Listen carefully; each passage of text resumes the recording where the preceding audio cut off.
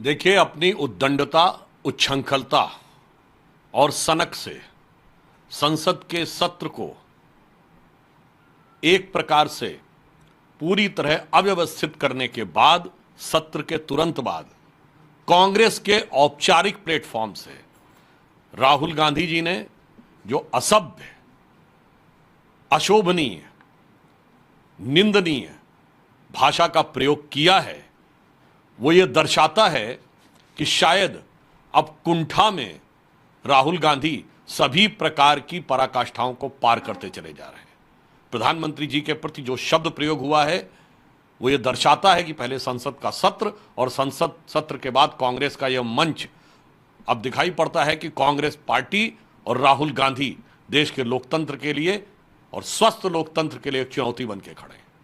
और कल का दृश्य इस मामले में भी महत्वपूर्ण है। ये दो लोग गले मिल रहे थे भारत की विदेश नीति के ऊपर अत्यंत अशोभनीय टिप्पणी करने के बाद। एक वो संदीप दीक्षित, जिन्होंने ये बोला था कि भारत का सेना अध्यक्ष सड़क छाप गुंडा है,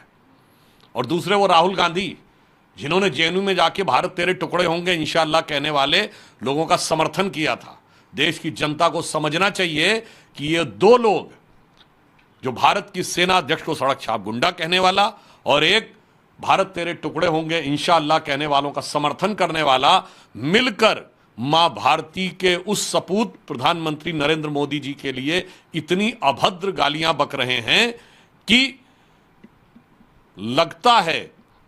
कि अब देश को भली भांति समझना चाहिए कौन देश के हित की बात कर रहा है और कौन एक गहरे षड्यंत्र का हिस्सा बन रहा है। जो कुछ राहुल गांधी ने बोला है उससे एक बातें और समझ में आ रही हैं कि अब ये उनकी उद्दंडता विक्षिप्तता में बदलती जा रही है। यह भी बात स्पष्ट समझ में आ रही है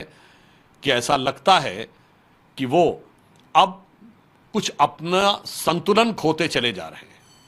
अभी तक ऐसा लगता था कि वो माओवादी और मुस्लिम लीगी नेताओं के साथ कंपटीशन कर रहे हैं। अब ऐसा प्रतीत होने लगा कि शायद वो गालीबाजी और गालीबाजी की रीलबाजी करने वाले कॉमेडियंस के साथ अपना कंपटीशन कर रहे हैं। आज देश को यह तय करना है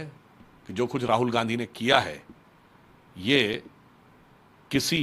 कुंठित, विक्षिप्त और मोदी जी के प्रति ईर्ष्या से भरे हुए, पक्की दाढ़ी वाले, चिर व्याकुल नौजवान की बचकानी हरकत है या सीमा पार के तारों से जुड़े हुए